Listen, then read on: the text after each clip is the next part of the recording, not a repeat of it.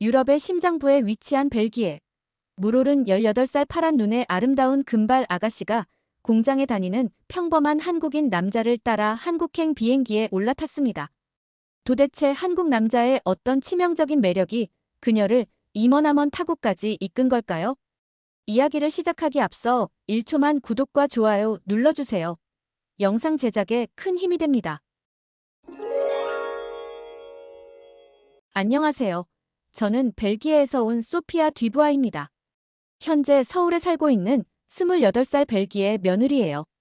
저는 벨기에 브뤼셀 근교의 작은 마을에서 태어나 평범하게 자랐습니다.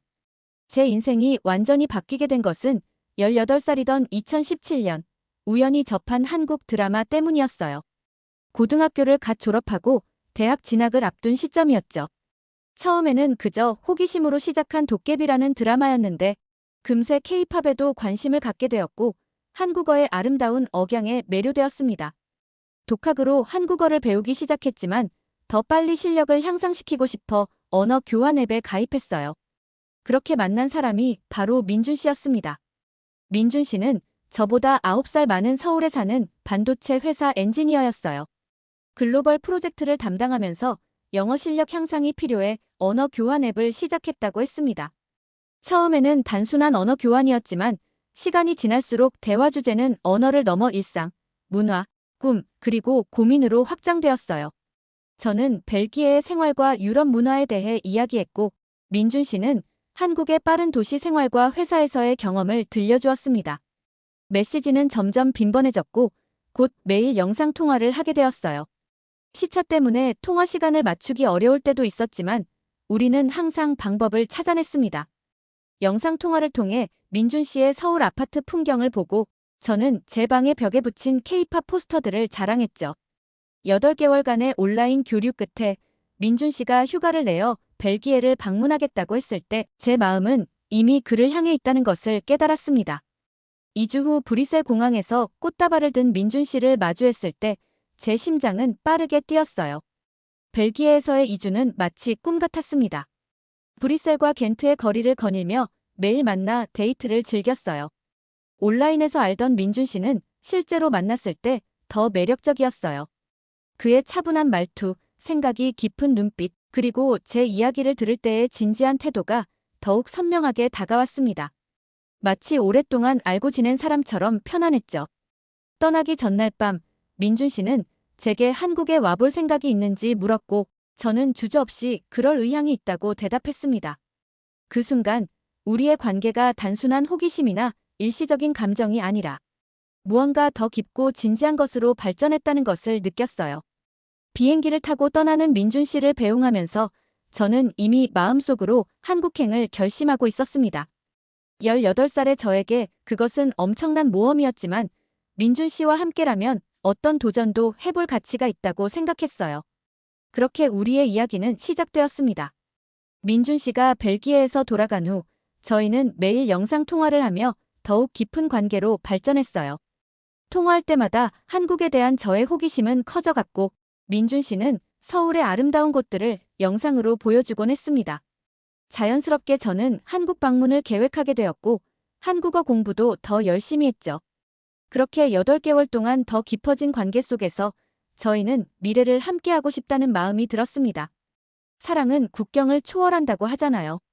그래서 저는 용기를 내어 부모님께 민준 씨와의 관계와 한국행 계획을 말씀드렸습니다.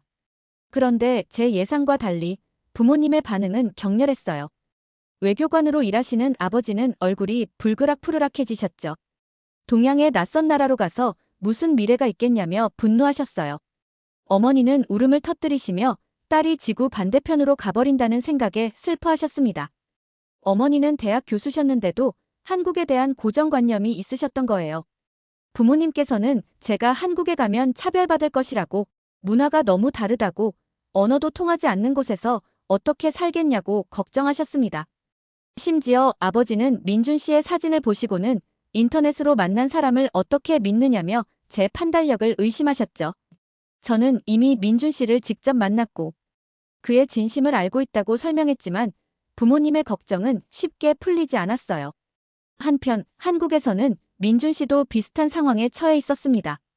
그가 벨기에 여자친구와 결혼하고 싶다고 부모님께 말씀드렸을 때 민준 씨의 부모님도 노골적인 반대를 표현하셨다고 해요.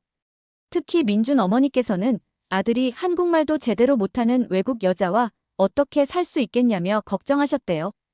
그 말을 전해 들었을 때 제 마음은 무척 아팠습니다. 민준 씨의 아버지는 보수적인 분이셔서 아들이 외국인과 결혼한다는 것 자체를 받아들이기 어려워하셨다고 합니다. 외국인 며느리가 한국 문화를 잘 이해할 수 있을지, 가족 행사에 잘 참여할 수 있을지 염려하셨죠. 언어 장벽이 있으니 의사소통도 어려울 거라고 생각하셨대요. 저희는 매일 밤 영상통화를 하면서 서로를 위로했습니다. 두 가족 모두의 반대 속에서도 저희의 사랑은 더 강해졌어요. 민준 씨는 부모님을 설득할 시간이 필요하다고 했고, 저 역시 같은 생각이었지만 기다림이 쉽지만은 않았습니다. 몇 달간의 설득 끝에도 양가 부모님들의 마음은 변하지 않았어요. 저는 어려운 결정을 내려야 했습니다. 부모님의 축복 없이 한국으로 가는 것. 그것은 제 인생에서 가장 어려운 선택 중 하나였죠. 하지만 저는 민준 씨에 대한 제 감정이 진실하다는 것을 알았고 후회하지 않을 자신이 있었습니다. 결국 저는 부모님께 죄송하다는 편지를 남기고 2019년 초봄에 한국행 비행기를 탔습니다. 부모님은 공항에 나오지 않으셨어요. 그렇게 저희 가족과의 관계는 일시적으로 단절되었습니다.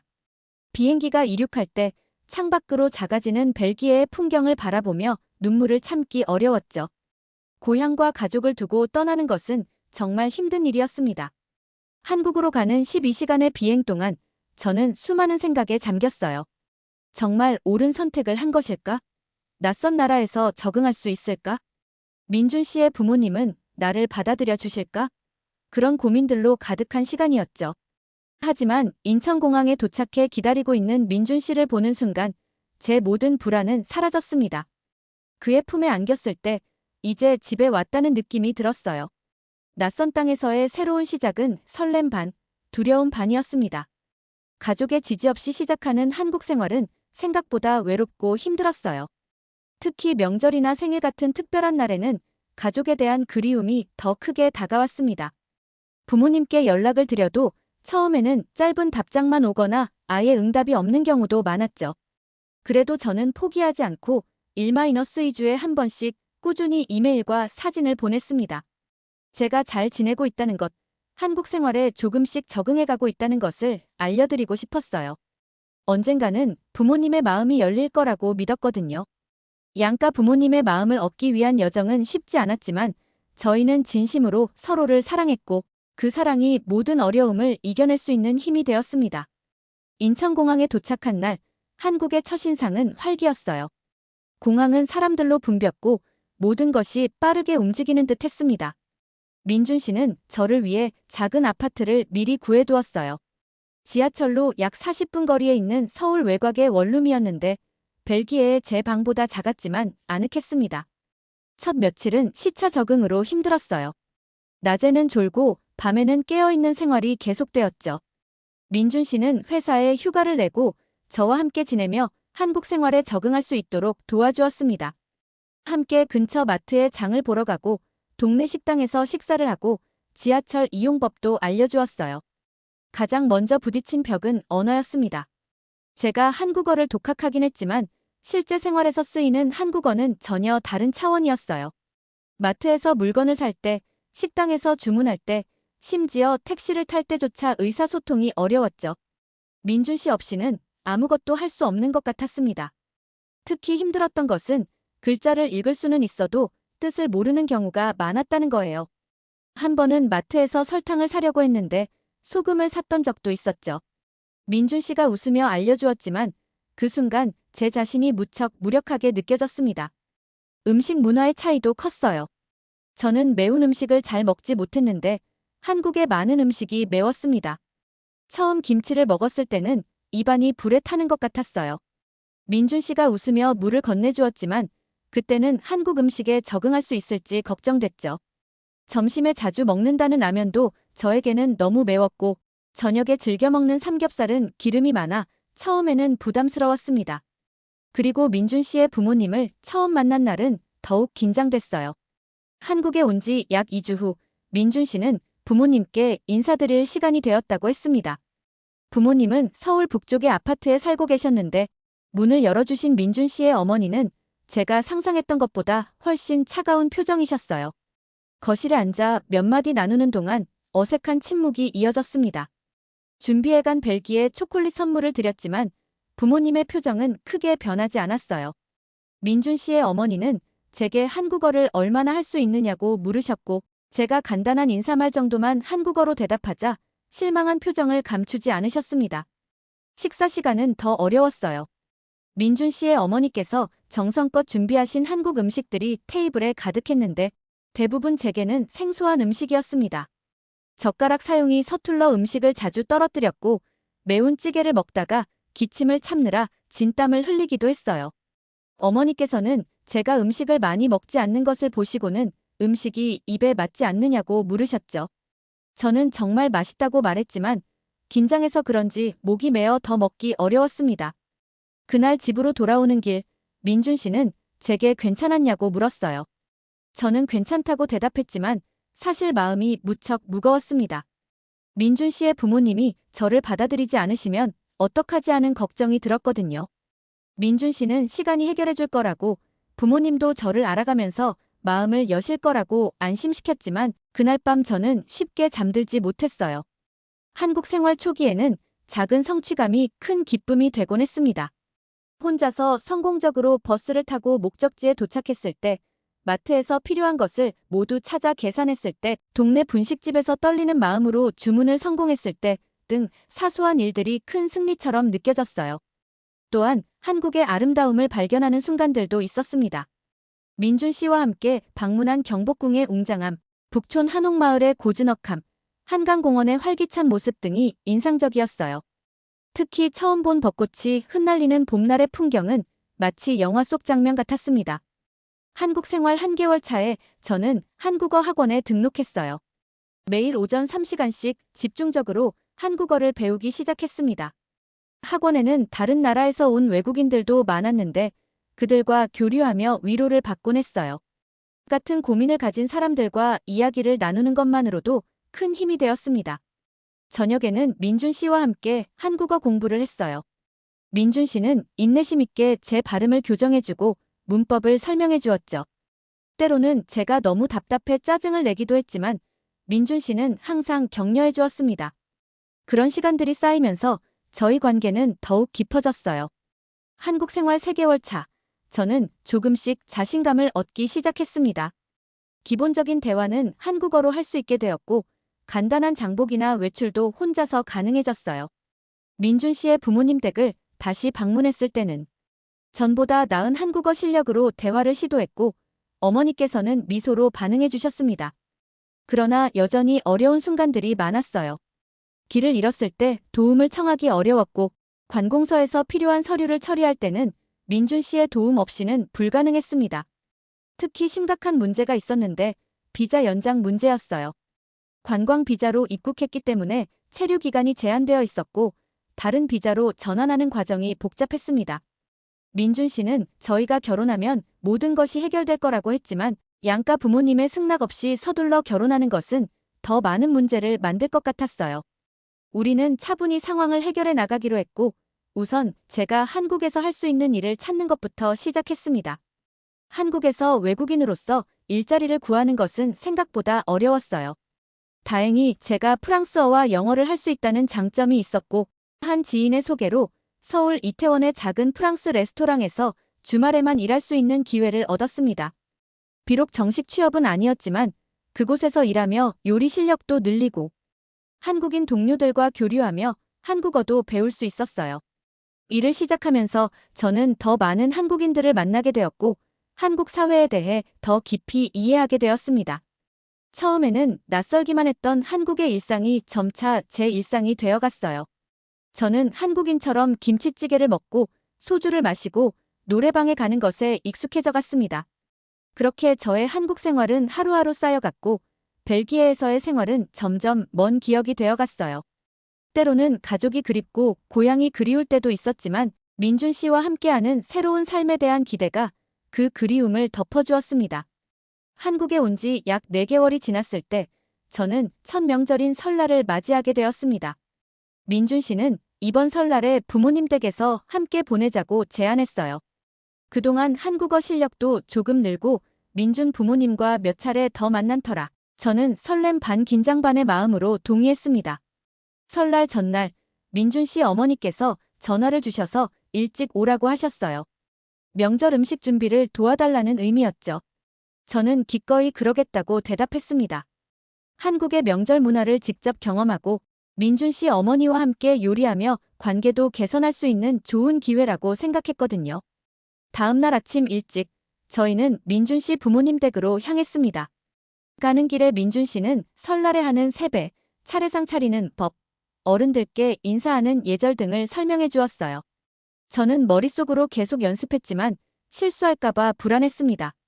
도착했을 때 민준 씨의 어머니는 현관문을 열어주시며 따뜻하게 저를 맞아주셨어요. 설날에 와줘서 고맙다고 하시며 추운 날씨에 무사히 왔다며 반겨주셨습니다. 어머니의 미소가 제 긴장을 조금 풀어주었습니다. 집안은 이미 분주했어요. 민준 씨의 아버지는 거실에서 제사상을 차리고 계셨고 누나와 남동생도 이미 와 있었죠. 처음 보는 민준 씨의 누나는 저를 반갑게 맞아주었지만 남동생은 다소 어색한 인사를 건넸습니다. 바로 민준 씨 어머니를 도와 부엌으로 향했어요. 그런데 이게 첫 번째 실수였습니다. 민준 씨 어머니는 우선 먼저 어른들께 인사드리고 오라고 하셨죠. 민준 씨가 제 귀에 속삭였고 저는 얼굴을 붉히며 거실로 돌아가 아버지께 인사드렸습니다. 민준 아버지는 꽤 엄한 표정이셨지만 제가 한국어로 새해 인사를 드리자 살짝 눈빛이 부드러워지는 것을 느꼈어요. 인사를 마치고 부엌으로 돌아왔을 때 어머니께서는 이미 여러 명절 음식을 준비하고 계셨어요. 저를 보시더니 떡국떡을 썰어달라고 하셨습니다. 떡을 어떻게 써는지 몰라 어색하게 서 있자 어머니는 웃으시며 처음이니까 괜찮다고 하시면서 직접 보여주셨어요. 어머니의 따뜻한 지도에 저는 안심하고 떡을 썰기 시작했습니다. 저는 열심히 떡을 썰었지만 크기가 일정하지 않았어요. 어머니는 제가 썬 떡을 보시더니 첫 번째 치고는 잘했다고 칭찬해 주셨어요. 그리고 더 예쁘게 다듬는 요령을 알려주셨죠. 민준 씨의 누나도 와서 제게 도움을 주었고 덕분에 조금은 편안해질 수 있었습니다. 점심 식사 시간에는 여전히 문화적 차이를 느꼈어요. 식탁에 차려진 음식 중 상당수가 저에게는 처음 보는 것들이었습니다. 특히 생선전과 떡국은 제게 생소했어요. 젓가락 사용이 아직 서툴러서 음식을 집는 것부터 어려웠고 민준 씨의 남동생이 살짝 웃는 것을 보았습니다. 가장 당황스러웠던 순간은 식사 중에 포크를 달라고 부탁했을 때였어요. 민준 씨의 어머니는 잠시 당황하는 듯 했지만 이내 미소 지으며 소피아에게는 포크가 더 편하겠다고 말씀하시며 포크를 가져다 주셨어요. 민준 씨의 아버지는 살짝 눈썹을 찌푸리셨지만 특별히 말씀은 없으셨습니다. 식사 후 세배를 드리는 시간에도 실수가 있었습니다. 세배 방법을 몰라 어색하게 서 있자 민준 씨가 옆에서 알려주려 했어요. 그때 민준 씨의 어머니가 다가와 친절하게 세배 방법을 보여주셨습니다. 무릎을 꿇고 두 손을 모아서 절하는 방법을 알려주시며 어렵지 않다고 하셨어요. 저는 어머니의 시범을 따라 민준 씨의 부모님께 세배를 드렸고 덕담과 함께 세뱃돈도 받았어요. 그날 하루 동안 문화적 차이로 인한 작은 실수들이 있었지만 민준 씨의 가족은 대체로 이해심 있게 대해주셨습니다. 특히 어머니는 제가 한국 명절 문화에 적응하려고 노력하는 모습을 보고 고마워하셨어요. 저녁이 되어 집으로 돌아갈 때는 민준 씨의 어머니가 손수 싸주신 떡과 과일을 한 보따리 받았습니다. 소피아, 우리 부모님이 처음보다 많이 마음을 열어주셨어. 특히 어머니는 내가 정말 노력하는 모습이 대견하다고 하셨어. 시간이 더 필요하겠지만 분명히 좋아질 거야. 민준 씨의 말에 용기를 얻은 저는 더욱 열심히 한국 문화와 예절을 공부했어요. 요리책을 사서 한국 음식 만드는 법을 배우고 젓가락 사용도 매일 연습했습니다. 한국어 학원에서는 문화 수업이 있는 날 특히 집중했고 다른 외국인 친구들과 경험도 나누었죠. 특히 민준 씨 어머니의 마음을 얻기 위해 요리에 집중했습니다. 벨기에 요리를 배워온 저는 요리 실력에 자신이 있었거든요. 매주 주말마다 한국 요리 하나씩 마스터하는 것을 목표로 삼았어요. 김치찌개, 된장찌개, 불고기 등 기본적인 한국 요리부터 시작했습니다. 한 달 후, 저는 용기를 내어 민준 씨 부모님을 저희 집으로 초대했어요. 제가 직접 준비한 한식과 벨기에 음식을 함께 대접했습니다. 김치찌개는 아직 완벽하지 않았지만 불고기와 잡채는 꽤 성공적이었죠. 특히 벨기에 초콜릿 무스 디저트는 민준 씨의 부모님께서 정말 맛있게 드셨어요. 그날 저녁 가장 놀라운 변화는 민준 씨의 아버지에게서 일어났습니다. 평소 말씀이 적으신 아버지께서 벨기에 맥주를 드시며 처음으로 제게 많은 이야기를 해주셨어요. 벨기에의 문화, 제 가족에 대해 물어보셨고 심지어 벨기에 여행을 가보고 싶다고도 하셨습니다.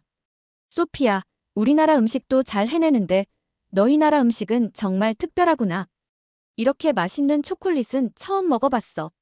민준 씨 아버지의 칭찬에 저는 감동했어요.